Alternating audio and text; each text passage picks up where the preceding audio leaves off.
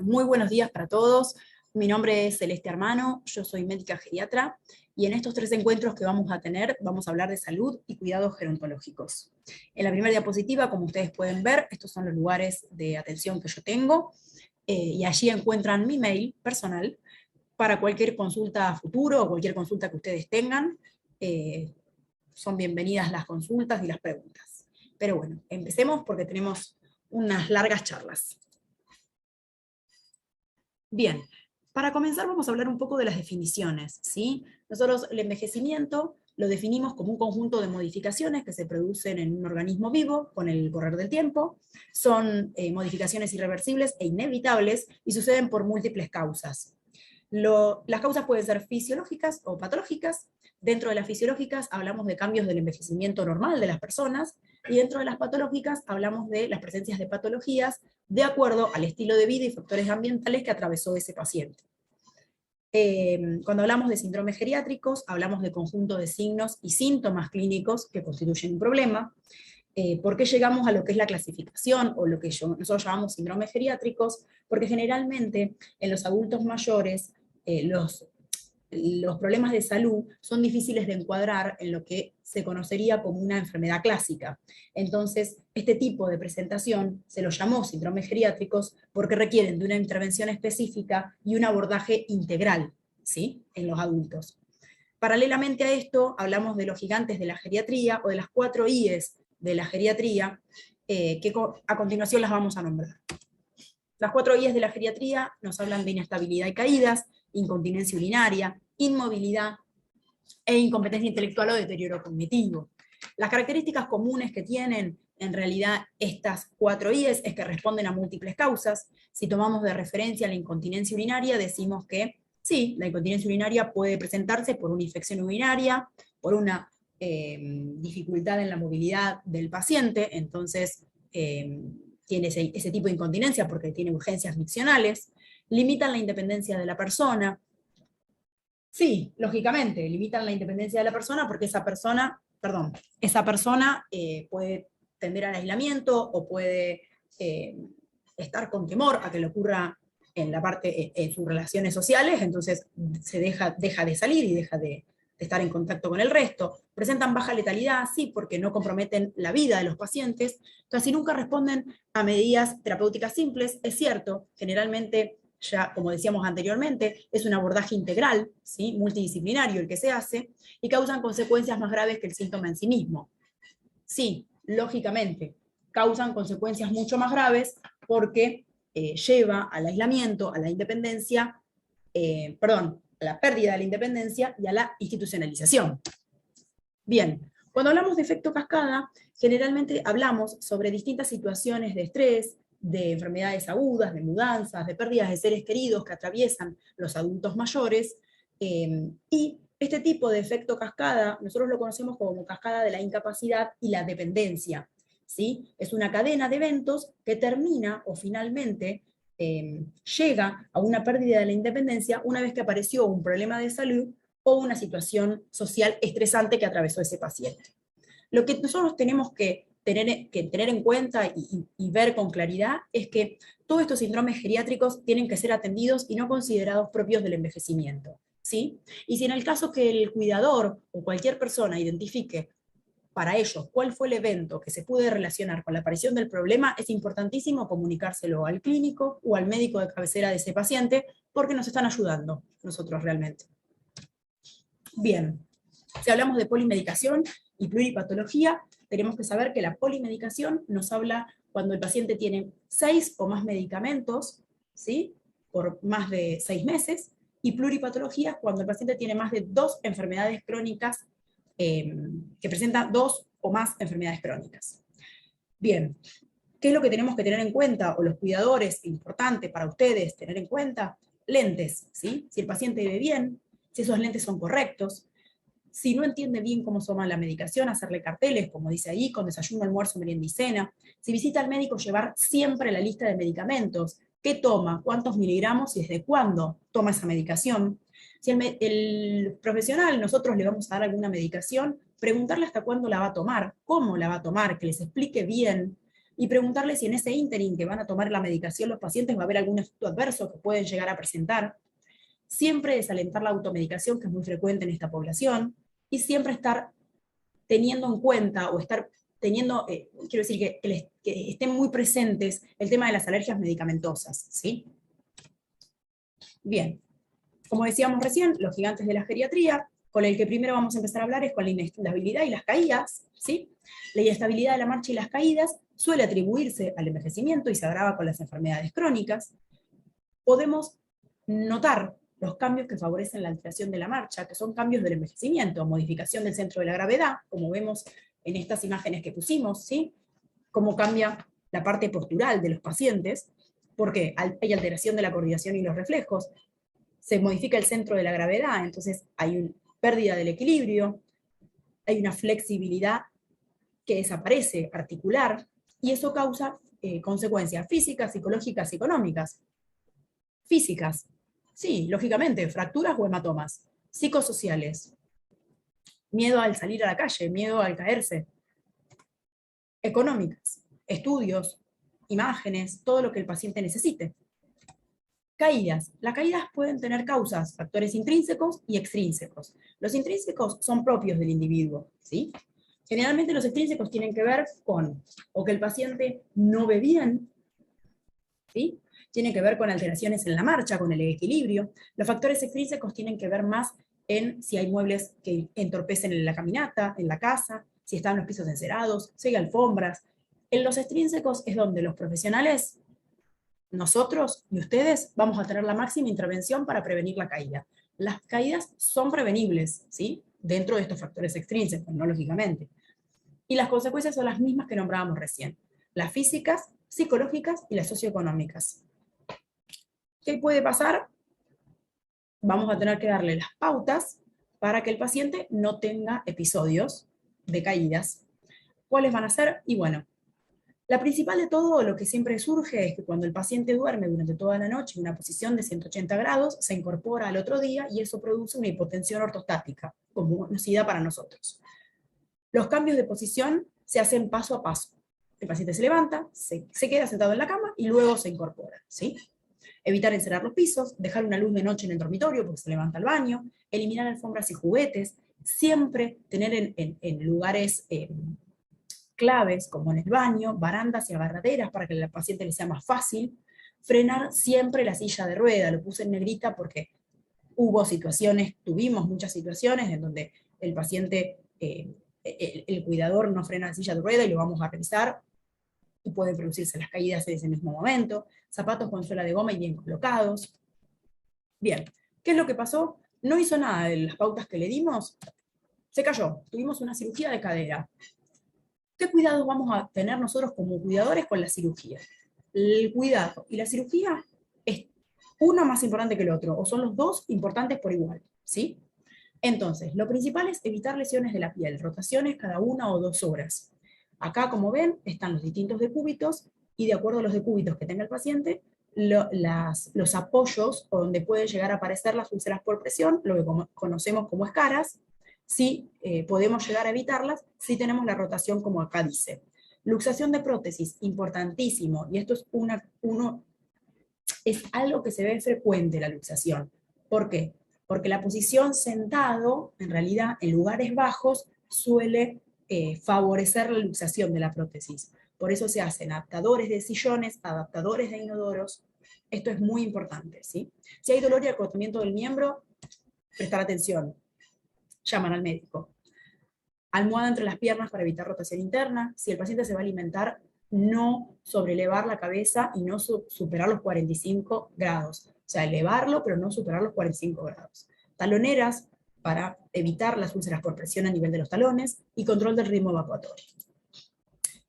Si nos referimos a la incontinencia urinaria, decimos que es una pérdida involuntaria de orina, no es un proceso normal del envejecimiento, sino que, como veníamos hablando, favorece algún que otro cambio a través del tiempo. Las causas pueden ser medicamentos, diuréticos, sedantes, agilidad, que el paciente no esté muy ágil para ir al baño, entonces tenga alguna pérdida, infecciones urinarias, prolapso, patología prostática, enfermedades neurológicas. Bien, ¿qué recomendaciones vamos a tener? Bien, acordar con el paciente y establecer una rutina para ir al baño. Cada 3 horas, llevarlo al baño, tenga o no tenga ganas. Eso nos va a evitar la urgencia miccional. Que el paciente diga, ay, ya tengo ganas, tengo que ir. ¿Sí? Ropa cómoda, fácil de quitar, iluminación, distribución de ingesta de líquidos. ¿Qué quiere decir esto? Le vamos a distribuir los líquidos para que, llegada a la tardecita noche, ya el paciente no tenga que tomar más líquido. ¿Sí? Si no, si se toma el té a la noche, sonamos. Va a ir 3 veces al baño o más. Eliminar obstáculos del camino al baño, ¿sí? Importante. Acá lo que les dejo es un link de un manual de cuidados generales, está muy bueno, es cortito, es bastante sencillo, práctico, la verdad a mí me encantó, lo encontré y me encantó, muy lindo. Bien, dentro de lo que vamos a hablar ahora de los aparatos del cuerpo, vamos a hablar de las patologías y la parte fisiológica que aparece con la edad. En el aparato circulatorio vemos varices, que es lo más común, ¿sí? Que si bien los pacientes tienen trastornos, a ellos les afecta más la parte estética, muchas veces aparece un edema asociado a todo esto y ellos lo refieren como una pesadez. Dentro de lo que es la trombosis, tenemos que saber que la trombosis es algo más severo, ¿sí? Tiene dolor, trae dolor en la pantorrilla y produce asimetría de miembros inferiores, o sea, hay una pierna más hinchada que la otra, ¿sí? Esa es la diferencia de las varices, la trombosis. La trombosis es porque se obstruye, ¿sí? Bien, trastornos cardíacos. En los que trastornos cardíacos vamos a hablar un poco de la hipertensión arterial, insuficiencia cardíaca y cardiopatía isquémica. Generalmente vamos a hablar de lo más importante y lo más común y frecuente en los adultos mayores, que es la insuficiencia cardíaca. Las alertas que va a tener el cuidador van a ser las siguientes. La insuficiencia cardíaca va a dar sensación de falta de aire. ¿Qué es lo que ocurre? La sensación de falta de aire no es lo mismo que un paciente haya subido una escalera y me diga que está con falta de aire, que un paciente esté sentado en la silla y me diga que está con falta de aire. ¿Sí? A medida que se relaciona con menos esfuerzos, es más grave. Hay edema progresivo en ambos miembros inferiores. A diferencia de lo que vimos recién, acá las dos piernas se hinchan por igual y están las dos hinchadas, no una, como vimos la trombosis. Cansancio y fatiga. La presentación de la insuficiencia cardíaca puede ser el estado confuso del paciente, ¿sí? Una pérdida de apetito, que no tenga ganas de comer, cambios en el humor, que tenga tos nocturna y la imposibilidad de dormir a 180 grados, sino con varias almohadas. Esos pacientes generalmente de noche no pueden dormir, tienen que incorporarse, dormir semisentados. Para que se conozca la cardiopatía isquémica, o lo que decimos el común dolor de pecho, es un defecto en la circulación sanguínea, más que nada a nivel del miocardio, ¿sí? Una obstrucción de la arteria coronaria, y eso es lo que causa el dolor de pecho. Bien, dentro de las alteraciones del aparato respiratorio, decimos que ocurre generalmente una fatiga muscular respiratoria. ¿A qué nos referimos con la fatiga muscular respiratoria? Generalmente, con el envejecimiento, se producen, hay una disminución en lo que es la fuerza de los músculos inspiratorios y expiratorios. Entonces, eso hace que aparezca una fatiga muscular respiratoria y que se dé más frecuentemente y peor si los pacientes tienen enfermedades crónicas como EPOC, ¿sí? Enfermedad pulmonar obstructiva crónica, asma, tumores o algún tipo de infección. Entonces, ¿qué recomendaciones les vamos a dar a ustedes? No siempre se presenta con síntomas típicos. Lo que tenemos que saber es que una neumonía en un adulto joven se puede presentar con dolor en puntada de costado, fiebre y tos con expectoración o tos productiva, o con catarro. Y en el adulto esto no ocurre. Generalmente se presenta con confusión, pérdida de apetito, somnolencia, fatiga, decaimiento, cansancio. Si el paciente refiere una falta de aire brusca, eso es una urgencia, ¿sí? Hay que llamar a la emergencia. La tos productiva es aumento de secreciones, ¿sí? La tos productiva es el catarro, es cuando moviliza uno secreciones. Es mejor colocar entre 2 o 3 almohadas para acostarse. Dentro de lo que es el aparato gastrointestinal, hablamos un poco de constipación o estreñimiento. No es una enfermedad, pero en el caso de no darle importancia puede tener complicaciones muy serias. Generalmente hay una disminución en lo que es el peristaltismo intestinal, ¿sí? Y en la lubricación a nivel intestinal, ¿no? Lógico. El ritmo evacuatorio es variable en las personas mayores y se considera normal entre 3 veces por día hasta 3 veces por semana. Las causas pueden ser multifactoriales. La primera y número 1 y gold estándar es la hidratación, donde el paciente no tiene sensación de sed, por lo tanto, siempre en los adultos mayores la hidratación va a ser mínima, escasa, casi nula. La dieta, importantísimo, hay muchos pacientes que prefieren dejar de comer porque están con constipación, y eso es un error. Movilidad, que el paciente esté postrado, entonces al no movilizarse es más difícil. Medicamentos, hay medicamentos para el dolor, bueno, varios medicamentos que producen constipación, y los hábitos, ¿no? De lo que esté de acuerdo o que el paciente esté acostumbrado a comer, ¿no? Las consecuencias más graves es el impacto fecal o el bolo fecal, la diarrea por rebosamiento, generalmente cuando el paciente está con varios días sin poder movilizar, aparece lo que es una diarrea, pero la diarrea aparece porque el intestino ya está lleno, entonces rebalsa, por así decirlo, obstrucción intestinal y un dolor tipo cólico. Dentro de las alteraciones electrolíticas hablamos de la deshidratación. Tenemos que tener en cuenta, como decíamos recién, que los cambios fisiológicos a nivel de los adultos, hablamos un poco de lo que es la deshidratación, en donde en el adulto el agua corporal total disminuye y cae un 15% a lo largo de toda la vida. Entonces, las causas son porque las personas mayores tienen disminuida sensación de sed, lo que hace que no tomen agua. ¿Pierden más agua de la que ingresa? Sí, total. ¿Y otras causas cuáles son? Y los medicamentos, los diuréticos, que el paciente esté con demencia, entonces no tienen ni registro si tomó o no tomó, que tengan infecciones, que esté quemado, que tenga algún tipo de infección pulmonar, todo, lo que sea, ¿sí? Inmovilidad, que no se movilice, que esté postrado, o que ande poco, ¿sí? ¿Cuáles van a ser las pautas para ustedes? Ofrecer agua independientemente de la solicitud de la persona. Ofrecerlo igual. Mantener una ingesta de 2 litros diarios, salvo que el cardiólogo o el médico clínico o el de cabecera les haya dicho, no, mire, salió de una insuficiencia congestiva, salió de internación, le vamos a dar 1,5 litros. De lo contrario, lo mantenemos. Siempre ropa clara los días de temperaturas altas, ¿sí? En verano, con esas temperaturas tan altas, ropa clara, nada de ropa oscura. Reforzar la hidratación si la persona cursa infección, diarrea o quemadura, volvemos a repetir. Importante controlar la micción, ya que la micción para nosotros, la diuresis, o la cantidad de orina de ese paciente, va a ser un signo de deshidratación para nosotros. El hecho de que el paciente no orine es un signo de deshidratación. Si tiene pañales, fijarse si el pañal pesa, como los bebés. Bien, si tenemos que hablar de la parte fisiológica, del envejecimiento del aparato locomotor, hablamos de la artrosis, que es una enfermedad producida por el desgaste del cartílago, ¿sí? Eso es así, de acá a la China, y es la más frecuente en las edades avanzadas. El cartílago, como sabemos, es un tejido, ¿sí? Que amortigua los extremos de los huesos y favorece el movimiento articular. Bien. ¿Cómo se puede? La artrosis puede ser primaria y puede ser secundaria. Primaria, si el paciente no ha tenido factores desencadenantes o predisponentes, y secundaria, si tuvo un traumatismo, alguna caída, alguna fractura o alguna enfermedad articular. Bien, ¿cómo se va a presentar? El dolor articular es lo más frecuente de todos, ¿sí? Es lo más frecuente. Después aparece, generalmente suele aparecer el dolor con la movilización y disminuye con el reposo.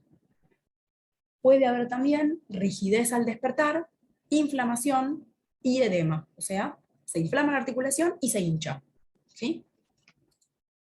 ¿Qué pautas vamos a darle al cuidador? Que el paciente mantenga la autonomía, o sea que aunque tenga artrosis, no le vamos a decir, no, quédate quieto que yo te traigo o yo te alcanzo lo que vos necesitas. No, le vamos a dejar al alcance los productos frecuentes que él use, pero vamos a incentivarlo para que lo haga, ¿sí?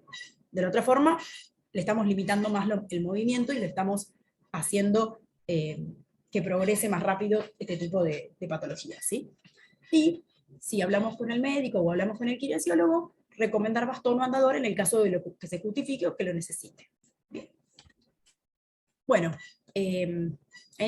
hasta acá hemos llegado. Esta es la primera clase. Continuaremos con 2 clases más. Después, bueno, obviamente hablaremos en el foro para lo que se necesiten o las preguntas que ustedes quieran hacer. Pero bueno, esta es la primera clase y hasta acá hemos llegado. Muchas gracias.